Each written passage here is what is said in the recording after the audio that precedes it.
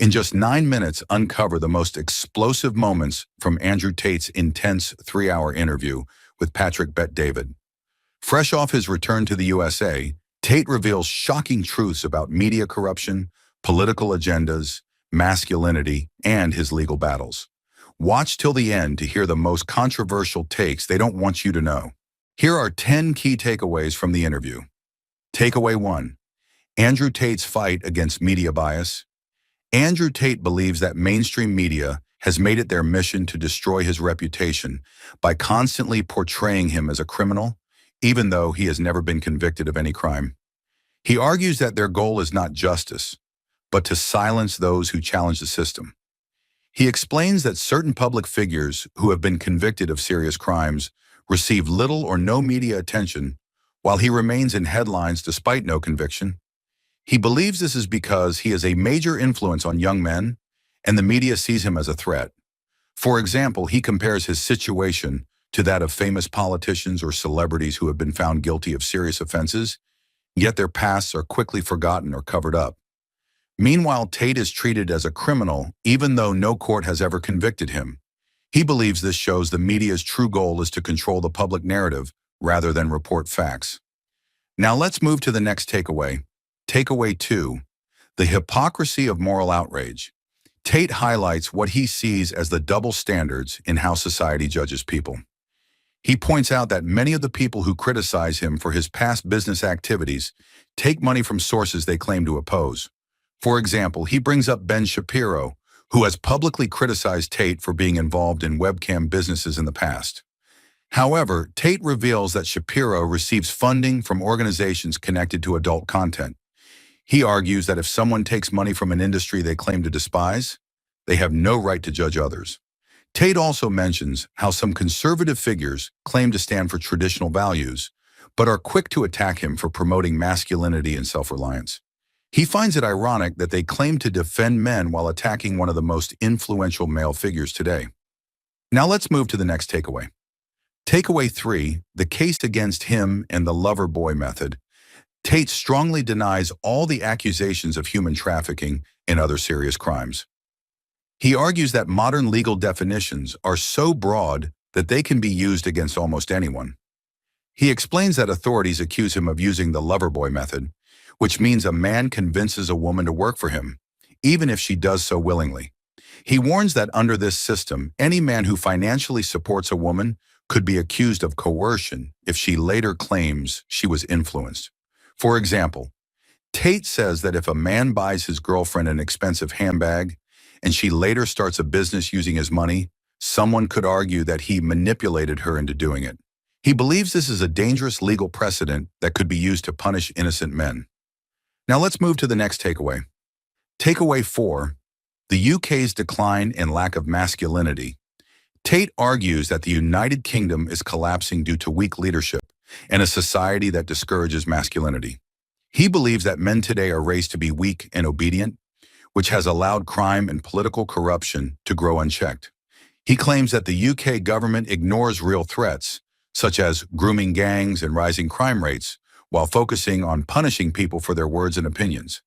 He believes this is done to control the public and keep them from questioning the government. For example, he says that while violent criminals are often given lenient sentences or ignored completely, people can be arrested in the UK for making social media posts that offend others. He argues that this is proof that the country has lost its values. Now let's move to the next takeaway. Takeaway 5, the media's obsession with him fuels his success. Tate claims that his biggest haters have actually made him more successful. He believes that every time a journalist or politician attacks him, they are giving him free publicity and making him more famous. He explains that media personalities constantly talk about him, even when he does not mention them. He believes they do this because they know discussing him will get them attention and views. For example, he says that some conservative influencers are jealous of his popularity because young men admire him more than them. He believes they criticize him not because they care about morality, but because they wish they had his level of influence. We're halfway through the video. Thank you for sticking with us this far. If you're enjoying it, please give us a thumbs up and share it in your WhatsApp groups. We'd love to hear your thoughts, so feel free to comment below. To see more videos like this, make sure to hit the subscribe button. Now let's continue with the video. Takeaway 6, the importance of fatherhood and masculinity.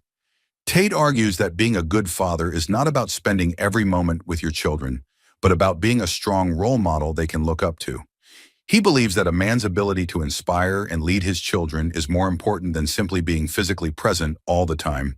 He compares his own fatherhood style to that of Elon Musk, saying that men who achieve great things do not have time to sit at home all day. However, when they do spend time with their children, they make a strong impact. For example, he recalls how his own father was not always around, but when he was, his presence was powerful.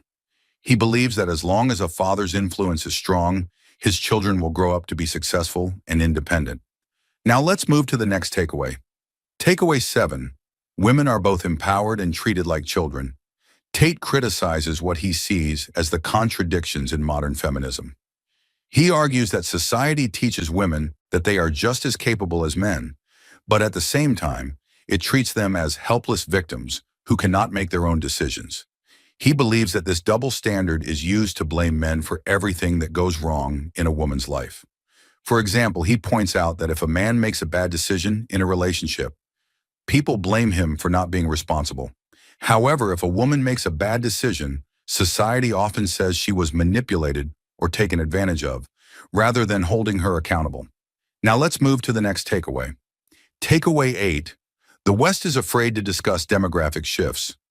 Tate argues that Western governments refuse to discuss major changes happening in their societies because they are afraid of being called racist or intolerant. He believes this silence will lead to long-term problems. He says that in many Western countries, native populations are having fewer children, while immigrants from poorer countries are having large families. He believes that if this trend continues, Western nations will eventually lose their cultural identity. For example, he warns that in countries like the UK, political leaders ignore issues related to mass migration because they do not want to be seen as controversial. However, he believes avoiding the topic will only make the problem worse. Now let's move to the next takeaway. Takeaway 9. The political war is not over. Tate warns that even though Trump has regained political influence, his enemies are still working to stop him. He believes that the battle between traditional values and modern progressive ideals is far from over.